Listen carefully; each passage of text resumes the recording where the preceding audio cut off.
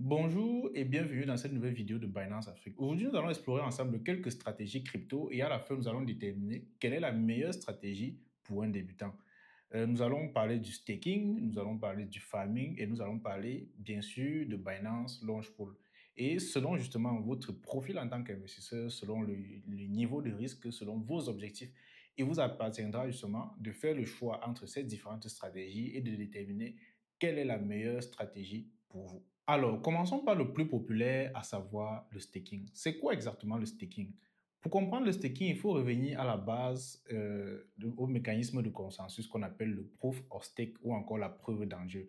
Le proof of stake, c'est un mécanisme de consensus blockchain qui permet justement à des personnes qu'on appelle des validateurs de bloquer une certaine quantité de crypto-monnaies au niveau de la blockchain, ce qui leur donne le droit de valider des transactions et à la fin de recevoir des récompenses en crypto-monnaie quand un bloc de transaction est ajouté à la blockchain.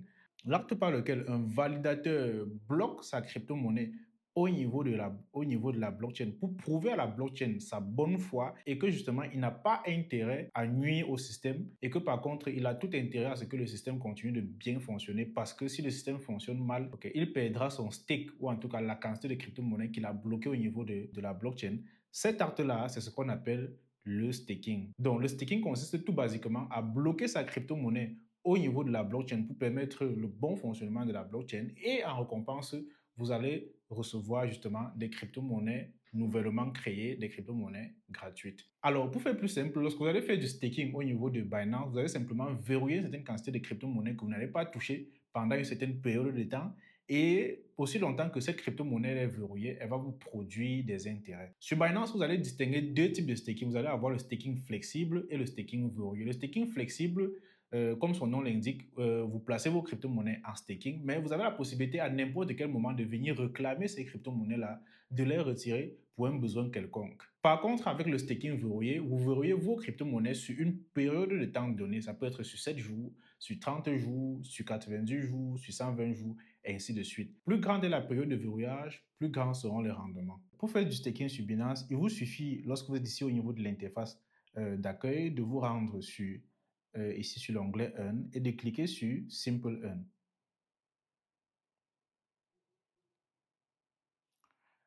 Une fois que la page aura chargé, vous aurez ici les différentes offres de staking avec les différentes crypto-monnaies et les rendements proposés. Vous aurez également la possibilité de voir ici les offres de staking flexibles et les offres de staking verrouillées. Deuxième stratégie, le farming. Le farming consiste tout simplement à placer vos crypto-monnaies dans ce qu'on appelle un pool de liquidité afin de permettre aux gens de pouvoir échanger, faire des échanges. Et en contrepartie, la pool de liquidité va vous récompenser en vous versant une partie des frais de transaction qui seront générés à travers les échanges qui sont effectués via cette pool-là. Prenons un exemple, vous avez une pool de liquidité qu'on va appeler BNB USDT. Alors, cette pool de liquidité signifie simplement que vous avez la possibilité, grâce à ce panier de crypto-monnaies-là, de pouvoir échanger du BNB contre de l'USDT. Donc, vous, en tant qu'investisseur, vous allez venir avec vos crypto-monnaies. Vous aurez par exemple 500 dollars en USDT, 500 dollars en BNB et vous allez mettre vos crypto-monnaies dans ce panier-là. 500 dollars en USDT, 500 dollars en BNB. Maintenant, un utilisateur lambda qui aura besoin d'effectuer des échanges, il va venir par exemple avec ses 100 dollars d'USDT pour acheter du BNB. Donc, quand il vient pour acheter du BNB, la pool de liquidité va prendre ses 100 dollars en USDT et va lui remettre 100 dollars en BNB. Cet utilisateur, pour effectuer cette transaction, il va payer des frais. Supposons par exemple qu'il a payé 1 dollar de frais. Donc, c'est 1 dollar de frais qui vient d'être généré, c'est du bénéfice, qui va être reparti et distribué aux différents contributeurs de cette pool de liquidité-là, à savoir vous et d'autres investisseurs. Donc, à la fin, la récompense que vous allez recevoir d'une pool de liquidité sera proportionnelle à la part que vous représentez sur cette pool de liquidité-là. Si à vous seul, vous représentez près de 5% de la pool de liquidité, vous recevrez l'équivalent de 5% des revenus qui sont générés via cette pool de liquidité. Le farming peut s'avérer être une stratégie très rentable, surtout quand il est optimisé via ce qu'on appelle le yield farming ou encore le farming de liquidité, qui consiste à faire des montages financiers assez complexes pour générer toujours plus de rendement grâce à ces crypto-monnaies. Donc là, par exemple, certains investisseurs vont combiner ce qu'on appelle le liquidity providing, ce que je viens d'expliquer à l'instant, avec par exemple le lending et le borrowing, c'est-à-dire emprunter de l'argent via une garantie en crypto qu'ils vont réutiliser pour effectuer d'autres opérations qui vont leur permettre de générer de l'argent. Mais par contre, il faut faire attention car le farming induit un risque qu'on appelle le risque de perte impermanente ou encore impermanent loss, qui signifie simplement que la crypto-monnaie que vous utilisez pour faire du farming peut perdre de la valeur et par conséquent induire des pertes beaucoup plus importantes que le rendement que vous allez réussir à générer via le farming. Si vous revenez à notre exemple de BNB USDT, 500 dollars en BNB, 500 dollars en USDT, si vous avez placé 500 dollars en BNB à un moment, par exemple, où un BNB était égal à 500 dollars et 500 dollars en USDT, donc vous avez mis au total 1000 dollars dans la pool de liquidité. Sauf que, supposons que sur 2 mois, les rendements que vous allez réussir à générer via cette pool de liquidité-là, avec 1000 dollars, seront par exemple de 40 ou 50 dollars. Donc, vous allez gagner 50 dollars sur 2 mois. Sauf qu'entre-temps, le BNB, lui, peut perdre en valeur. Il peut quitter de 500 dollars et descendre à 400 dollars, voire même 350 dollars. Sur 2 mois, vous aurez perdu 150 dollars à cause de la volatilité, là où les rendements générés grâce au farming ne seront que de 50 dollars qui ne sont pas suffisants pour couvrir vos pertes et encore moins pour vous générer du revenu additionnel. Troisième et dernière stratégie, le launch pool. C'est la stratégie préférée de ceux qui aiment les crypto-monnaies gratuites.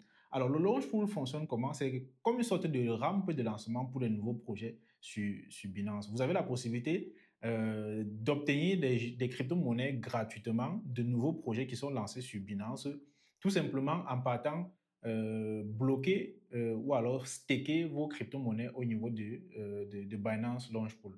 Alors, généralement, lorsqu'un projet va être lancé, vous avez par exemple une notification ou via les différents canaux de communication de Binance, vous êtes notifié des semaines ou en tout cas quelques jours à l'avance. Vous avez la possibilité donc de partir bloquer des USDT, des BNB, des FDUSDT. Et en fonction de la quantité de crypto-monnaies que vous aurez bloquées et du pourcentage de rendement du launch pool, vous allez recevoir des crypto-monnaies gratuites directement dans votre portefeuille Binance.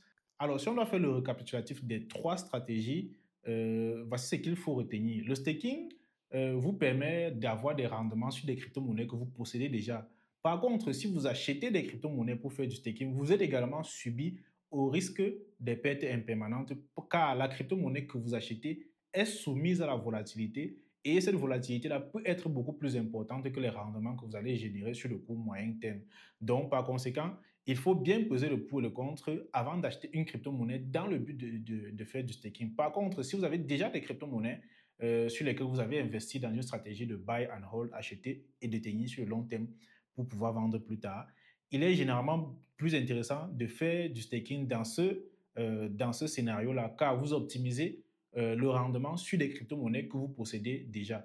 Donc maintenant, dépendamment de si vous faites du staking flexible ou du staking verrouillé, les intérêts ou les rendements que vous allez pouvoir générer seront beaucoup plus importants car les rendements sont plus importants dans le cas d'un staking verrouillé que dans le cas d'un staking flexible.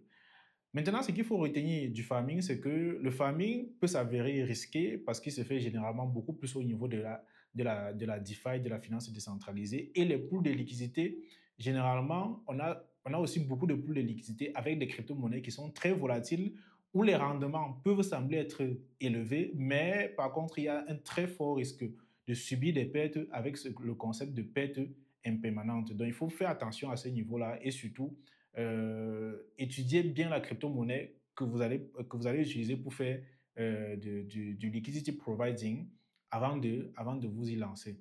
Et enfin, en ce qui concerne le launch pool, c'est une stratégie assez simple qui vous permet, grâce par exemple à des stablecoins ou alors du BNB que vous avez dans votre portefeuille sur Binance, de pouvoir obtenir des crypto-monnaies de pouvoir obtenir des crypto-monnaies gratuites chaque fois qu'il y a un lancement de crypto sur Binance. Mais par contre, c'est une opportunité que vous allez avoir assez rarement parce que ce n'est pas chaque jour ni chaque semaine qu'un nouveau projet est lancé sur Binance. Donc, c'est une occasion que vous allez avoir assez rarement. J'espère que cette vidéo vous aura aidé à mieux comprendre ces différentes stratégies crypto. Et s'il y a d'autres stratégies que vous aimeriez qu'on décortique dans le cadre d'une vidéo, n'hésitez pas à la mentionner en commentaire ou rejoignez-nous sur Telegram pour discuter avec la communauté Binance Afrique.